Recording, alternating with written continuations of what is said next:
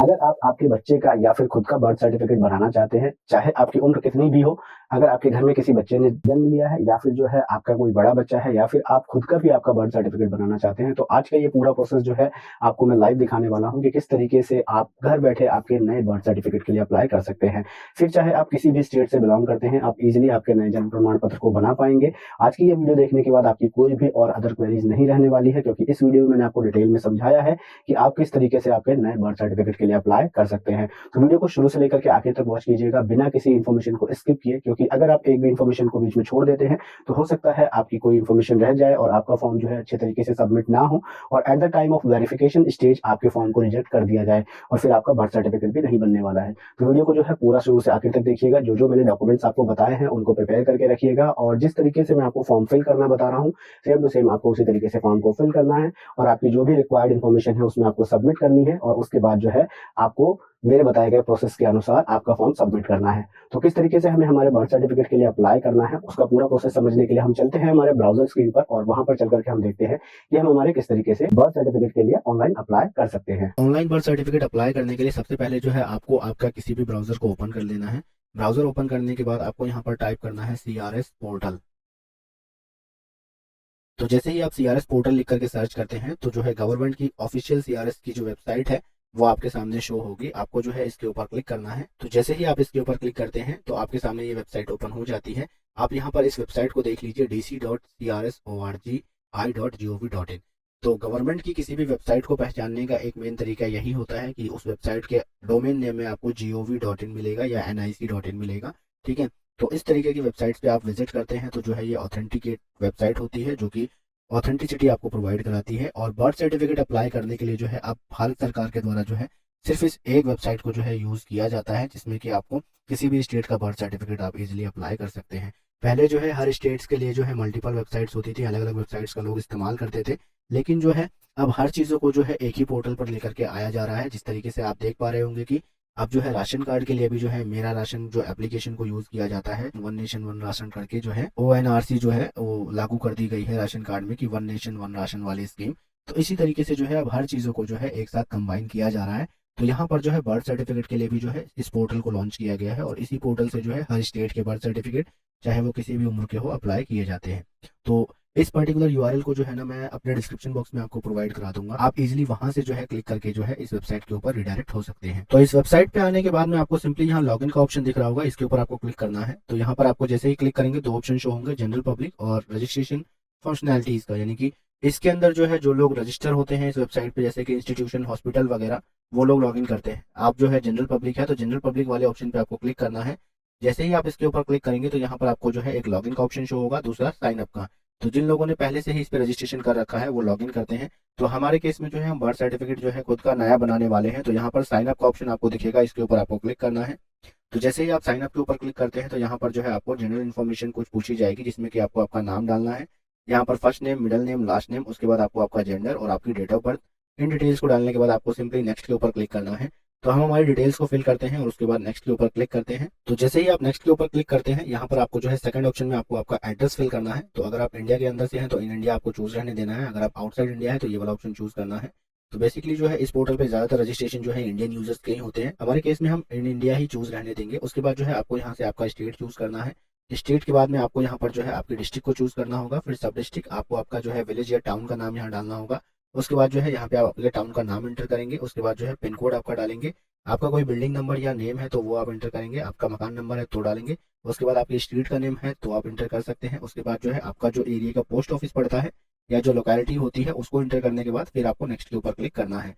तो हम हमारे केस में इन डिटेल्स को हमारी फिल करके जो है नेक्स्ट के ऊपर क्लिक करते हैं। एड्रेस की इन्फॉर्मेशन को फिल करने के बाद जैसे ही आप नेक्स्ट के ऊपर क्लिक करेंगे तो आपको जो है यहाँ पर आपके आधार और नेशनैलिटी को डालने का ऑप्शन आएगा।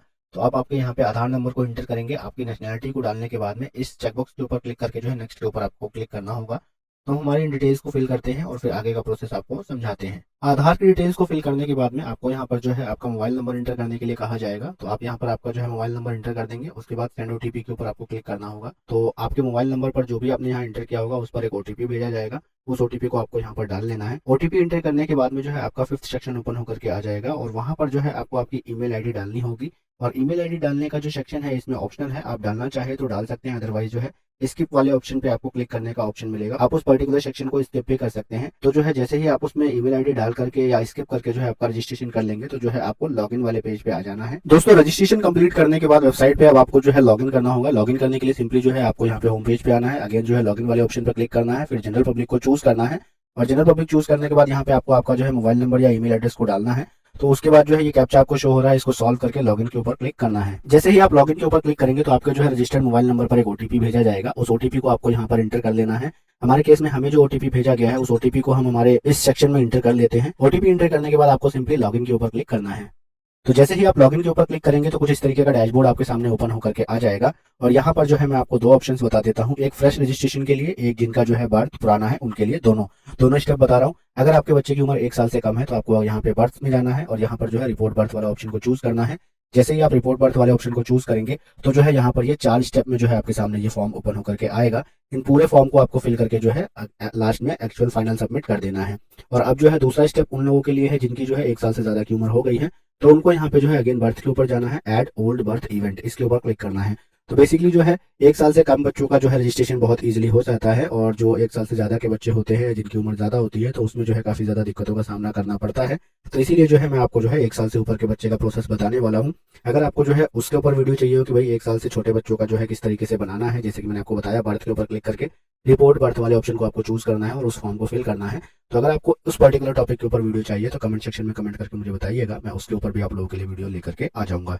तो फिलहाल हम देखते हैं कि यहाँ पे हमें जो है 1 साल से ऊपर के बच्चे का बर्थ सर्टिफिकेट के लिए किस तरीके से अप्लाई करना है। तो यहाँ पर आप देख पा रहे होंगे, प्लीज सेलेक्ट द स्टेट और union territory where birth occurred, यानी कि आपको यहाँ पर जो है उस स्टेट को चुनना है जहाँ पे बच्चे का जन्म हुआ है। तो आपको जो है सिंपली यहाँ पे क्लिक करना है और जिस किसी भी स्टेट में आपके बच्चे का जन्म हुआ है उसको आप चूज कर लेंगे।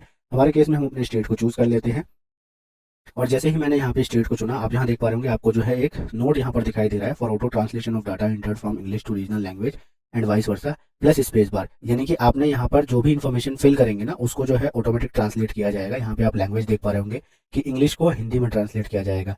तो आपकी फर्स्ट लैंग्वेज हो गई इंग्लिश, आप जो भी यहाँ पे टाइप करेंगे इंग्लिश में उसको जो है जब आप स्पेस बार को प्रेस करेंगे तो वो ऑटोमेटिक हिंदी में ट्रांसलेट हो जाएगी। लेकिन अगर आपको जो है पहली ही लैंग्वेज हिंदी रखनी हो तो यहाँ से जो है आप इस पर क्लिक करेंगे और इसको जो है हिंदी चूज कर लेंगे तो सेकेंडरी लैंग्वेज आपकी ऑटोमेटिक यहाँ इंग्लिश हो जाएगी। तो बेसिकली आज के टाइम पे सभी जो है फर्स्ट लैंग्वेज इंग्लिश रखते हैं और इंग्लिश का बाद में आप हिंदी ट्रांसलेशन करें तो बेहतर रहता है। तो इसको चूज करने के बाद आपको यहाँ पर जो है डेट ऑफ रिपोर्टिंग देनी है, यानी कि आपने जो है रिपोर्ट कब किया था, यानी कि जब कभी भी बच्चे की पैदाइश हुई होगी कहीं ना कहीं तो आपने हॉस्पिटल में दिखाया ही होगा, तो जो है उस डेट को आपको चूज करना है। या फिर जो है आपको कब पता चला था कि भाई आप प्रेग्नेंट है, तो जो है उस डेट को यहाँ से आपको चूज करना है और उसके बाद रजिस्ट्रेशन नंबर को यहाँ एंटर करना है और रजिस्ट्रेशन आपका कब हुआ था उसको यहाँ पर एंटर करना होगा। उसके बाद चाइल्ड इन्फॉर्मेशन के सेक्शन में जब आप आएंगे तो यहाँ पर आपको दिखेगा कि भाई बच्चे की एक्चुअल डेट ऑफ बर्थ आपको डालनी है कि बच्चे का डेट ऑफ बर्थ क्या है, बच्चा कब पैदा हुआ था। वो डेट चूज करने के बाद आपको यहाँ पर कंफर्म करना होगा उस डेट ऑफ बर्थ को। उसके बाद जो है आपको बच्चे का पैदाइश का टाइम डालना होगा और बच्चे का आपको जेंडर चूज करना होगा, लड़का है लड़की है, और उसके बाद जो है बच्चे का आधार नंबर यहाँ एंटर करना होगा। फिर यहाँ पर बच्चे का नाम आपको देना होगा, तो बच्चे का यहाँ पे फर्स्ट नाम डालेंगे, यहाँ पे मिडिल नेम, यहाँ पर लास्ट नेम। अगर मिडिल नेम नहीं है तो आप उसको स्किप कर सकते हैं, तो लास्ट नेम यहाँ एंटर करना होगा। उसके बाद जो है फॉर्म को थोड़ा सा स्क्रॉल करके नीचे आएंगे, यहाँ पर जो है आपको बच्चे के नाम को कंफर्म करना होगा।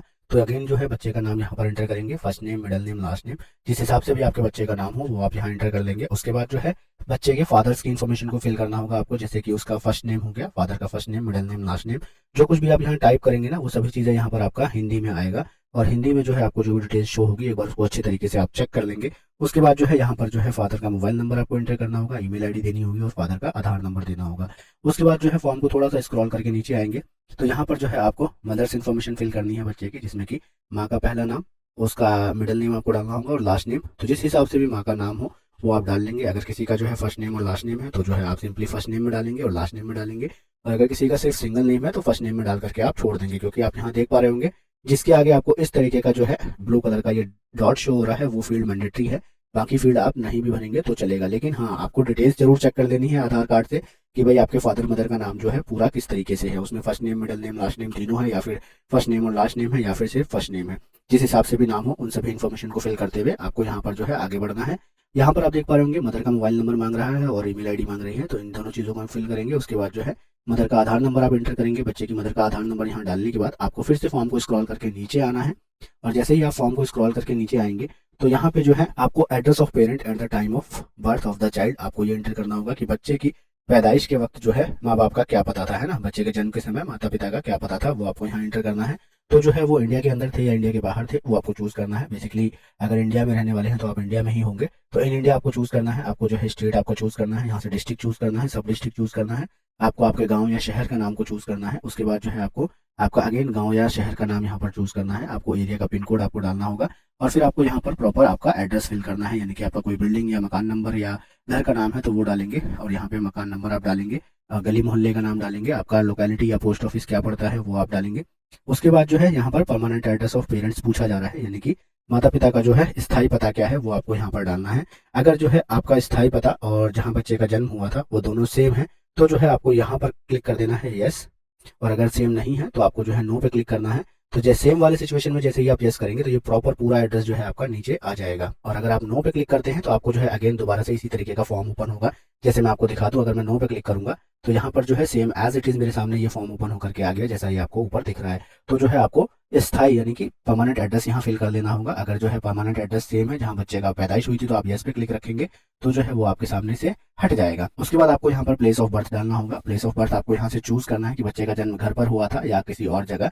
ठीक है, अगर घर पर हुआ था तो घर को चूज करेंगे, अगर हॉस्पिटल वगैरह में हुआ था तो अन्य स्थान आप चूज कर सकते हैं। उसके बाद जो है आपको यहाँ पर एड्रेस पूरा फिल करना होगा, डिस्ट्रिक्ट, सब डिस्ट्रिक्ट, गांव, उसके बाद गांव का नाम, पिन कोड और आपका जिस तरीके से मैंने आपको ऊपर बताया कि फॉर्म आपको किस तरीके से फिल करना है। आपके बिल्डिंग या मकान का नाम आपको डालना होगा, घर का नाम या नंबर आपको यहाँ एंटर करना होगा, गली मोहल्ले का नाम, उसके बाद जो है आपका जो पोस्ट ऑफिस लगता है वो। उसके बाद जो है जैसे ही आप यहाँ पे नीचे आएंगे तो आपको जो है यहाँ पर रजिस्ट्रेशन यूनिट शो होगा। आप जब इसके ऊपर क्लिक करेंगे ना तो आपके एरिया के आसपास जो भी रजिस्ट्रेशन यूनिट होगी वो आपको शो हो जाएगी। आप अपनी सहूलियत के हिसाब से जो आपके नजदीक पड़े उस रजिस्ट्रेशन यूनिट को चूज कर लेंगे। रजिस्ट्रेशन यूनिट को चूज करने के बाद आपको ये डॉक्यूमेंट अपलोड करने का जो फीचर है ये ऑफ शो होगा, आपको इसे इनेबल कर लेना है। उसके बाद जो है यहाँ पे आप देख पा रहे होंगे ओल्ड बर्थ सपोर्टिंग डॉक्यूमेंट आपको लगाने हैं, यानी कि आपका जो है जन्म पुराना है इसके लिए आपके पास क्या प्रूफ है। तो हालांकि जो है अभी आपका जन्म पुराना है तो आपके पास जो है आधार कार्ड या फिर और कोई डॉक्यूमेंट्स होंगे, जो भी डॉक्यूमेंट्स आपके पास हो उसको यहाँ पर ब्राउज एंड अपलोड के ऊपर क्लिक करके जो है आप उसे अपलोड कर लेंगे। और डॉक्यूमेंट अपलोड करने के लिए मैं आपको बता दूं यहाँ पर जो है फाइल फॉर्मेट आपको दिख रहा होगा, आप जेपीईजी, जेपीजी, पीएनजी और पीडीएफ इन 4 ही फॉर्मेट के अंदर में यहाँ पे डॉक्यूमेंट को अपलोड कर पाएंगे। अगर आप इन 4 फॉर्मेट को छोड़ करके और किसी फॉर्मेट में अपने डॉक्यूमेंट को कन्वर्ट करते हैं या बनाते हैं तो जो है यहाँ पर वो अपलोड नहीं होगा। और एक दूसरा सिनेरियो है जिसके अंदर वो अपलोड नहीं होगा, अगर आपके डॉक्यूमेंट का साइज जो है 8 MB से ज्यादा होता है तो जो है आप इस पे डॉक्यूमेंट को अपलोड नहीं कर पाएंगे। तो इन चीजों का आपको खासा ध्यान रखना है कि आपका जो है डॉक्यूमेंट जेपीजी, पीएनजी या पीडीएफ फाइल में हो और उसका साइज जो है ज्यादा से ज्यादा 8 MB के अंदर में हो। तो आपकी जो है डेट ऑफ बर्थ आपके नाम को या आपके जो है बर्थ को जो भी सपोर्ट करता हो डॉक्यूमेंट, तो उसको जो है आपको यहाँ पे लगा देना है, चाहे फिर वो आपका आधार कार्ड हो, आपका पैन कार्ड हो या फिर आपके पास 10th-12th का जो है आपकी डिग्री हो, आपका जो है स्कूल का रिपोर्ट कार्ड हो, उसको भी आप अपलोड कर सकते हैं। ठीक है, और अगर आपका बच्चा जो है काफी छोटा है यानी कि 2 साल से ज्यादा और जो है कुछ 8, 10, 12 साल का है तो उस सिचुएशन में अगर वो जो है 10वीं उसने नहीं करी है तो जो है आप यहाँ पे उसका जो है आधार कार्ड भी अपलोड कर सकते हैं और माता पिता का भी आधार कार्ड अपलोड करके जो है उनकी अंडरटेकिंग इसमें दे करके आप अपने डॉक्यूमेंट्स को अपलोड कर सकते हैं। तो तमाम डॉक्यूमेंट्स को अपलोड करने के बाद आपको यहाँ पे नेक्स्ट का बटन शो होगा, इसके ऊपर आपको क्लिक करना है। जैसे ही आप नेक्स्ट के ऊपर क्लिक करेंगे तो आप यहाँ देख पा रहे लीगल इन्फॉर्मेशन अपडेट सक्सेसफुल, यानी कि आपकी जो लीगल इन्फॉर्मेशन थी वो इस पोर्टल पर सक्सेसफुल अपडेट हो गई है। आपसे आप यहाँ पर देख रहे होंगे request you to kindly correct it not translated properly, यानी कि आपको बोला जा रहा है कि भाई आप जो है अपने हिंदी अनुवाद को खुद से सही कर ले, अगर वो जो है सही से ट्रांसलेट नहीं हुआ है तो जो है वो किस तरीके से करना है उसके बारे में मैं आपको बता दूंगा। अभी थोड़ा हम फॉर्म को स्क्रॉल करके आगे बढ़ते हैं। तो जैसे ही आप फॉर्म को थोड़ा स्क्रॉल करके नीचे आएंगे तो यहाँ पर आपको तमाम इन्फॉर्मेशन आपकी शो हो जाएगी। आपको इसे प्रॉपर तरीके से नीचे स्क्रॉल करके आना है और फॉर्म को स्क्रॉल करके जैसे ही आप प्रॉपर तरीके से नीचे आ जाएंगे यहाँ पे आपको कंफर्म का ऑप्शन दिख रहा होगा, इसके ऊपर आपको क्लिक करना होगा। जैसे ही आप कंफर्मेशन देते हैं तो जैसे ही आप कंफर्म के ऊपर क्लिक करेंगे आप ये देख पाएंगे सबमिटेड फॉर रजिस्ट्रेशन, आपका जो है एप्लीकेशन वो रजिस्ट्रेशन के लिए सबमिट हो गई है। अब जो है आपको कुछ टाइम बाद आकर के यहाँ पे उस रजिस्ट्रेशन को ट्रैक करते रहना है, उसको चेक करते रहना है और जैसे ही वो बन जाएगा यहाँ पर जो है वो आपका बर्थ सर्टिफिकेट शो। दोस्तों आज की इस पर्टिकुलर वीडियो में इतना ही। आई होप मैं आप लोगों को अच्छे से और डिटेल में समझा पाया होऊंगा कि आपको घर बैठे किस तरीके से आपके जन्म प्रमाण पत्र यानी कि बर्थ सर्टिफिकेट के लिए अप्लाई करना है। अगर आपको ये वीडियो इन्फॉर्मेटिव लगी है और अगर आपने मेरी वीडियो को वॉच करके कुछ सीखा है तो वीडियो को जरूर से आप लाइक कर दीजिएगा और यहाँ पर जो सब्सक्राइब बटन है उस पर क्लिक करके मेरे चैनल को सब्सक्राइब भी कर दीजिएगा, क्योंकि आप लोगों का एक लाइक और सब्सक्राइब जो है मुझे काफी ज्यादा मोटिवेशन देता है इसी तरीके की कंटेंट आप लोगों के पास लेकर के आने के लिए। और आप चाहे तो मेरी ऑफिशियल वेबसाइट के ऊपर भी विजिट कर सकते हैं जो कि engineershahbazansaरी.com है, उसका लिंक जो है मेरे डिस्क्रिप्शन बॉक्स में पड़ा हुआ है। वहां पर जाकर के आप लेटेस्ट ब्लॉग्स भी मेरे पढ़ सकते हैं और उन ब्लॉग्स में मैंने आपको जो है जो भी इन्फॉर्मेशन दी है उससे रिलेटेड आपको एक वीडियो भी मिलेगा। अगर आपको ब्लॉग्स पढ़ के इन्फॉर्मेशन समझ में नहीं आती है तो आप वीडियोस को वॉच करके उसको आसानी से समझ सकते हैं। तो फिलहाल इस वीडियो में इतना ही, मैं मिलता हूँ आप सभी से नेक्स्ट वीडियो में। Till then good bye.